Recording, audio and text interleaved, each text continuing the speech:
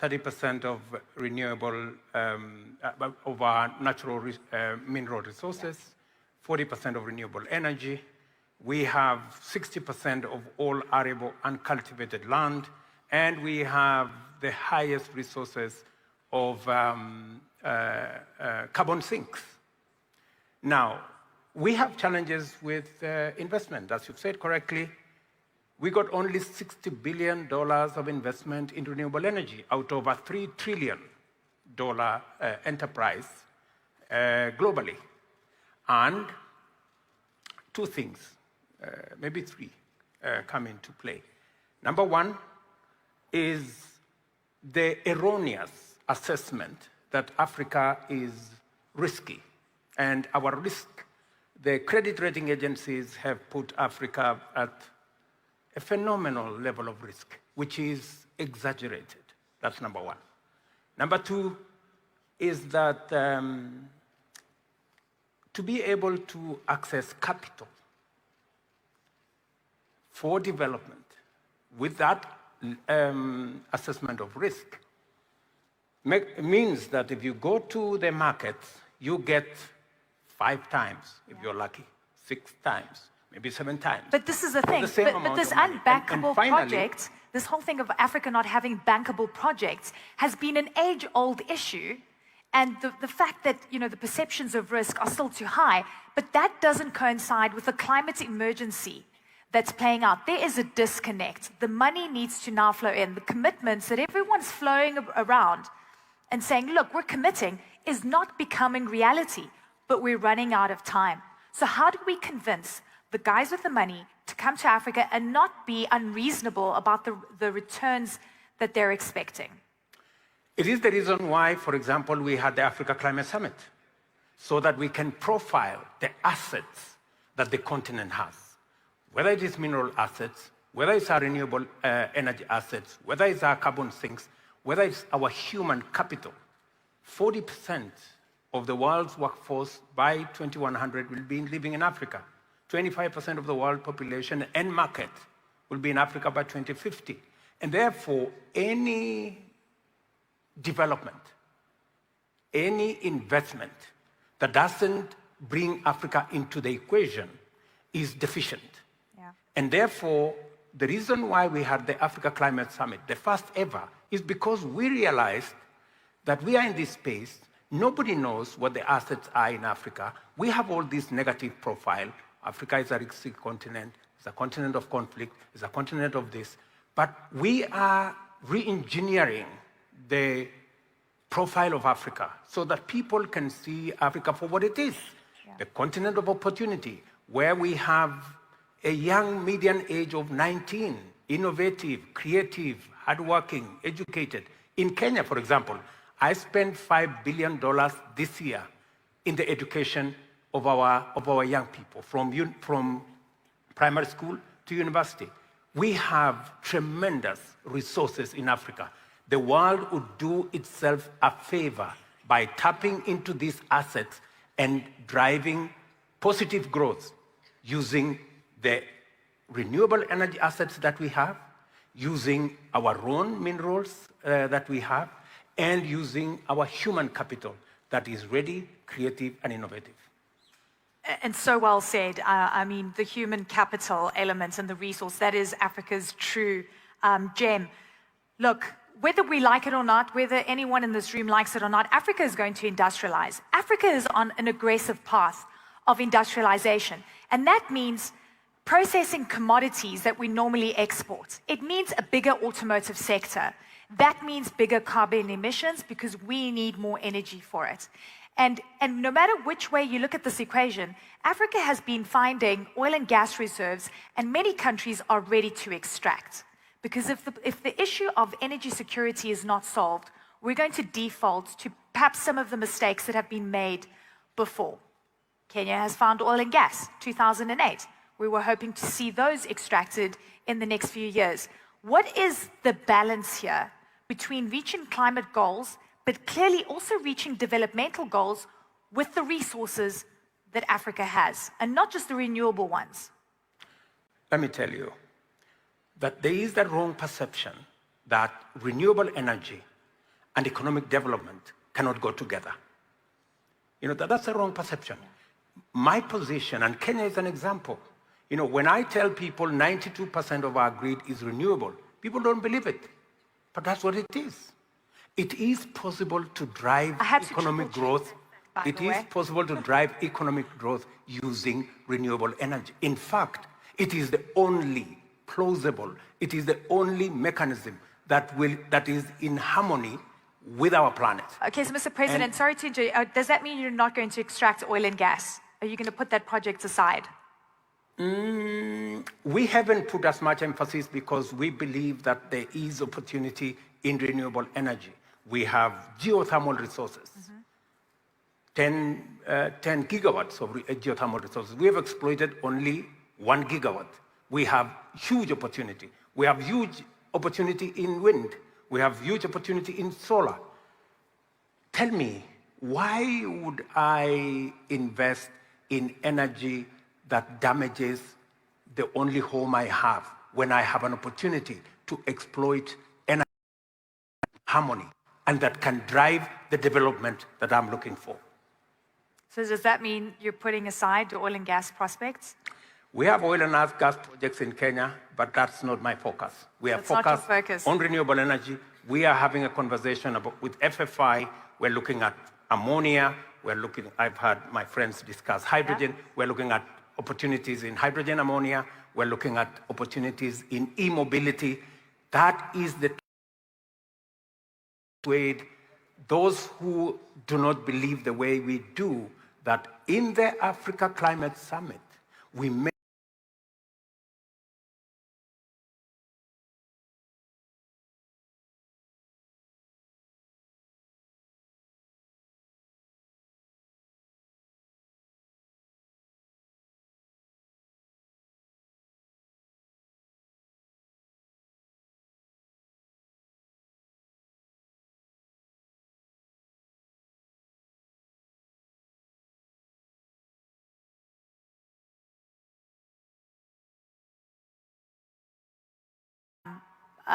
energy poverty as well.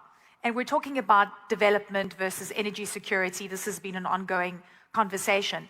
How confident are you that the loss and damage fund that was agreed upon is actually going to come to fruition? And are you hoping for some kind of mechanism on carbon credits? As part of the conversation we had at the Africa Climate Summit in Nairobi, we agreed on a couple of things as part of our path to climate positive growth. Number one is, of course, the huge opportunity in carbon credits and carbon markets. And our push will be to create standards and integrity around carbon credits so that we avoid the race to the bottom. That, we get standards, we get real value of what it is that carbon credits are worth, and that we avoid a situation where the prices come down because of standards that are lacking. That's number one. We also agreed that we are going to push the global community for them to look at eliminating barriers on low emission products and services coming out of Africa, and making sure that we have a fair and equitable market that gives products and services, low emission products and services from Africa, a fair opportunity into markets globally. And thirdly, we also agreed that capital, how do we work with the credit rating agencies that do not have sufficient information? How do we create more concessional funding so that we can unlock the potential of our renewable energy assets? I was happy to listen to Ajay Banka of World Bank today, and I sympathize with him. I sympathize with Kristalina. They are undercapitalized. They cannot give us the concessionary resources that we require to unlock our potential. And that is why we need a reform of the international financial architecture to remove the unfair rating of Africa as risky, to give World Bank, IMF, and other multilaterals the kind of capital that would give them opportunity to give concessional funding to us so that we can unlock this potential and to eliminate the unfairness that today we go to markets and we pay 5, 6, 7 times more than others. I think that's really... It's such an important point. And I actually spoke to the World Bank president earlier, and he was actually speaking your praises in terms of what Kenya has been able to achieve. But because I've spoken to so many people and across the continent, we know that we need to industrialize in Africa. That's no question. But can we industrialize cleanly? And the other conversation that comes up, whether I go to Zanzibar, Tanzania, whether I go to Seychelles, or any countries that have prospects for oil and gas finds, they say, Lenny, it's about survival here. You know, we have a right to extract if they're not investing in clean resources and energy. And that there's a sense of hypocrisy. If there's no real decision and sort of headway made by COP28, what do you think African leaders should be doing? You know, with what I see, renewable energy is 75% cheaper than the alternative. Yeah. We can supply energy to the 600 million Africans who do not have it. 30% cheaper if we focus on renewable energy. The challenge we have at the moment is that you need 40% more to invest initially. And that is what becomes an impediment. And then number two, we have the challenge of what I told you, concessionary resources that are not available. And number three, we have the challenge of private money or markets that are rating Africa unfairly. So if we were to eliminate these challenges, it is perfectly the right choice to pursue our development using renewable energy. And we do not have to exploit the other resources, because if we can do it with clean energy, explain to me, why would we want to use energy that is not clean, energy that damages our climate, especially for us who are suffering the brunt of climate change? Kenya, for example, we lost 2.5 million heads of livestock.